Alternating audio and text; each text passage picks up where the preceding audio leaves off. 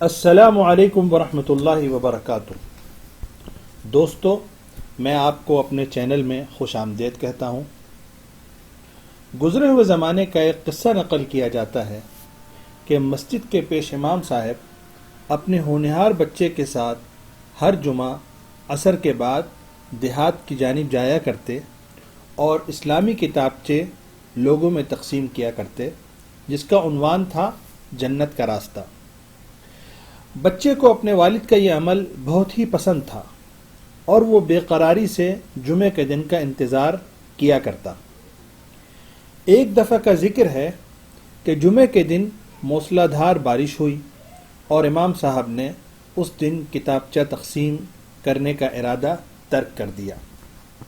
نماز عصر کے بعد جب امام صاحب گھر پہنچے تو بچہ پرجوش انداز میں بولا کہ ابا جان، میں تیار ہوں۔ امام صاحب نے حیرانگی سے پوچھا، بیٹا کہاں کی تیاری ہے؟ بچے نے جواب دیا، ابا جان، کیا آپ کو یاد نہیں کہ آج ہم کتابچے تقسیم کرنے جایا کرتے ہیں؟ امام صاحب نے جواب دیا، ہاں بیٹا یاد ہے، لیکن آج موسم ذرا ابر آلود ہے، اس وجہ سے میں نے ارادہ ترک کر دیا ہے، اگلے ہفتے انشاءاللہ۔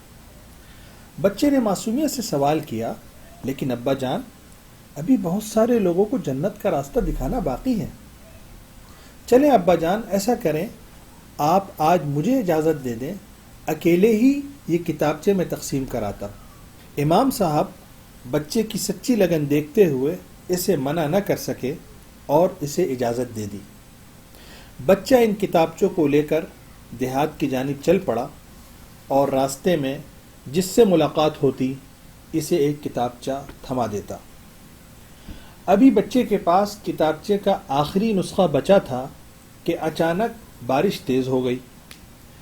بچہ یہ سوچتے ہوئے شہر کی جانب واپس پلٹ گیا کہ جاتے ہوئے جو پہلا گھر پڑے گا میں انہیں یہ کتابچہ دے دوں گا۔ تو دوستو، بچے نے اپنے پروگرام کے مطابق گھر کے دروازے پر دستک دی اور انتظار کرنے لگا۔ کافی دیر کے بعد ایک بڑھیا نمودار ہوئی جس کے چہرے پر کافی پریشانی کے آثار نمایاں تھے۔ عورت نے بچے سے پوچھا، بیٹا کیا بات ہے؟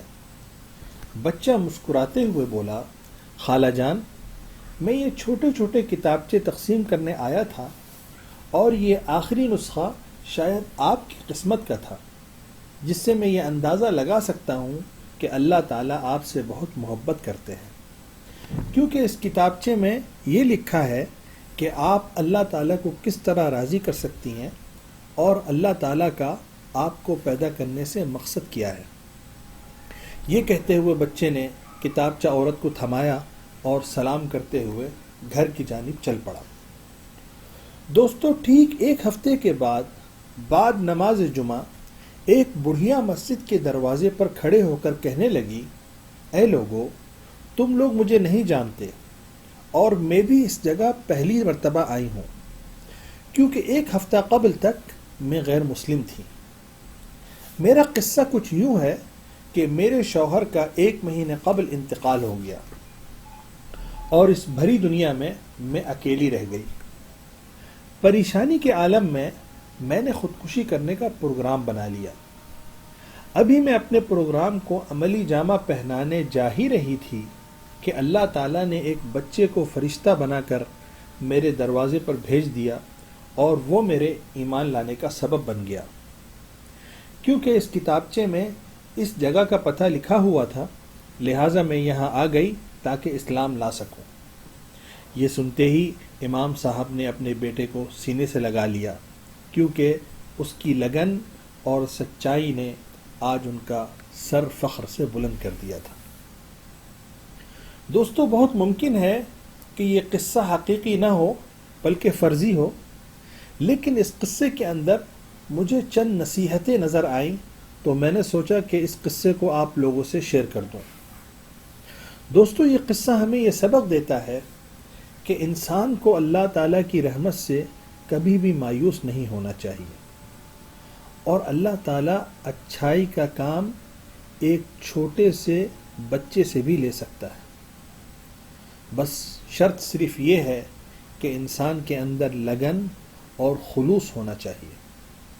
اس قصے سے یہ بھی پتہ چلتا ہے کہ اچھائی چاہے چھوٹی ہی کیوں نہ ہو اپنا اثر دکھائے بغیر نہیں رہتی، بس اگر اسے اخلاص سے کیا جائے تو۔ اور حدیث شریف میں بھی آیا ہے کہ لا تحقرن من المعروف شیئا، جس کا مفہوم یہ ہے کہ اچھائی بھلے چھوٹی ہی کیوں نہ ہو اسے حقیر نہ سمجھو، یعنی اس کی بھی قدر کرو، کیا پتہ کہ وہ تمہارے جنت میں داخلے کا سبب بن جائے۔ دوستو، اگر یہ ویڈیو آپ کو پسند آئے تو دوسروں تک بھی پہنچائیے گا تاکہ ہماری حوصلہ افزائی ہو اور ساتھ میں اجر میں آپ بھی شریک ہوں۔